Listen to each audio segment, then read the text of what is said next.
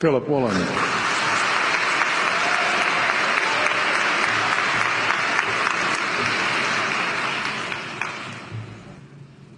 King Lear, late at night on the cliffs, asks the blind Earl of Gloucester, "How do you see the world?"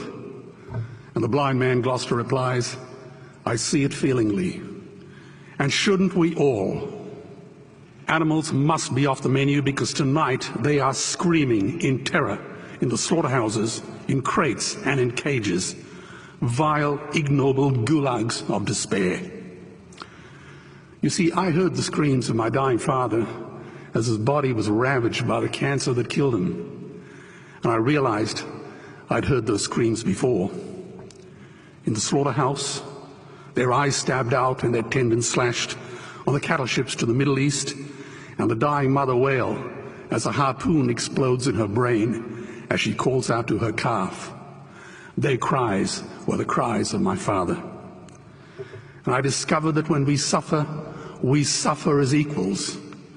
And in their capacity to suffer, a dog is a pig, is a bear, is a boy. Meat today is the new asbestos, more murderous than tobacco. CO2, methane and nitrous oxide from the livestock industry are killing our oceans with acidic, hypoxic dead zones. 90% of small fish are ground up into pellets to feed to livestock. Vegetarian cows today are the world's largest ocean predators. The oceans are dying in our time. By 2048, all our fisheries will be dead, the lungs and the arteries of the earth.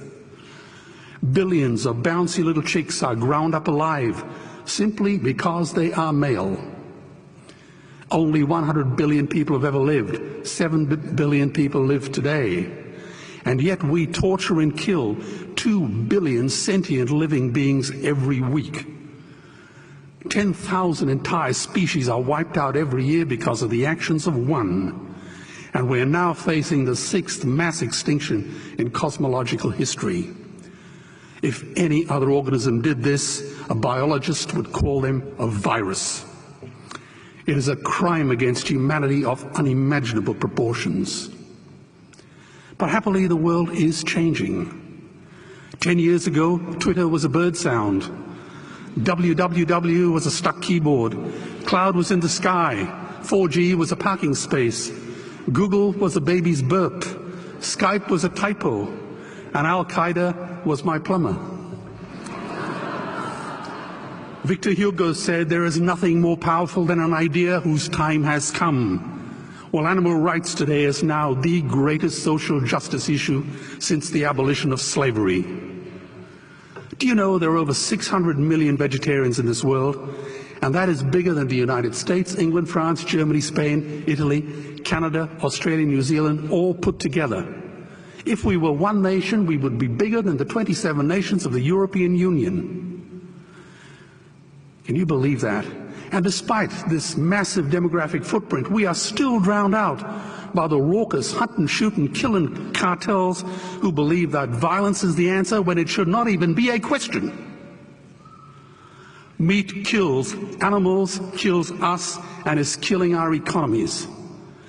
Medicare has already bankrupted the United States. They will need $8 trillion invested in Treasury bills just to pay the interest, and they have precisely zero.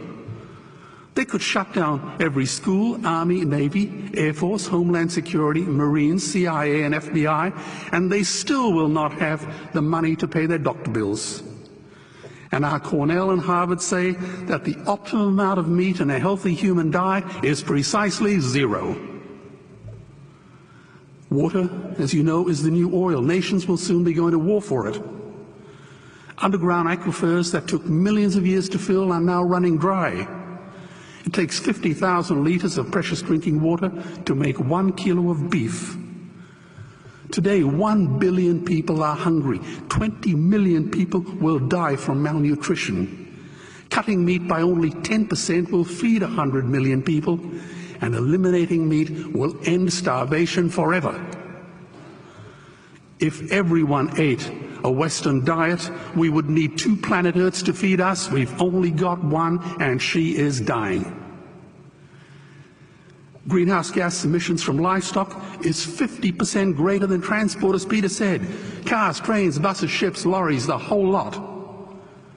And as I travel around the world, I see poor countries who sell their grain to the West while their own children starve in their arms.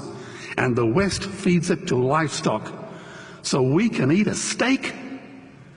Am I the only one who sees this as a crime? Believe me, every morsel of meat we eat is slapping the tear-stained face of a hungry child. When I look into her eyes, do I remain silent? The earth can produce enough food for everyone's need, but not enough for everyone's greed. We are facing the perfect storm. If any nation had developed weapons that could wreak such havoc on the planet, we would launch a preemptive military strike and bomb it back into the Bronze Age. But it's not a rogue state, it's an industry. The good news is we don't have to bomb it. We can just stop buying it. Sir George Bush was wrong. The axis of evil does not run through Iraq, Iran, or North Korea. It runs through our dining tables. Weapons of mass destruction are our knives and forks. Our proposition is the Swiss Army knife of the future. It solves our environmental, water, human health problems and ends cruelty forever. The Stone Age didn't end because we ran out of stones. This cruel, disgusting industry will end because we run out of excuses. Meat is like the 1 and 2 cent coins. It costs more to make than it's worth. And I come from the bush. Farmers are the ones with the most to gain. Farming won't end, it would boom. Only the product line will change. Farmers would make so much money they won't even bother counting it, and I'd be the first to applaud them. Governments would love us. New industries would emerge and flourish. Health insurance premiums would plummet.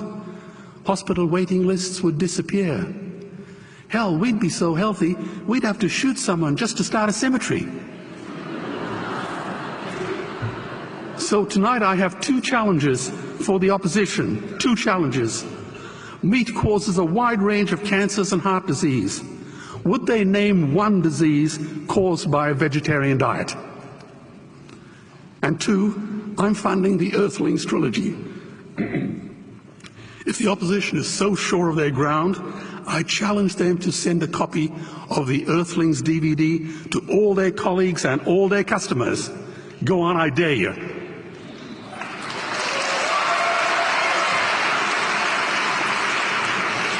Animals are not just other species, they are other nations, and we murder them at our peril. The peace map is drawn on a menu. Peace is not just the absence of war, it is the presence of justice. Justice must be blind to race, color, religion, or species. If she's not blind, she will be a weapon of terror. And tonight, there is unimaginable terror in those ghastly Guantanamos we call factory farms or slaughterhouses. Believe me, if slaughterhouses had glass walls, we wouldn't be having this debate tonight. You see, I believe another world is possible. And on a quiet night, I can hear her breathing. Let's get animals off the menu and out of these torture chambers. Please vote tonight for those who have no voice. Thank you.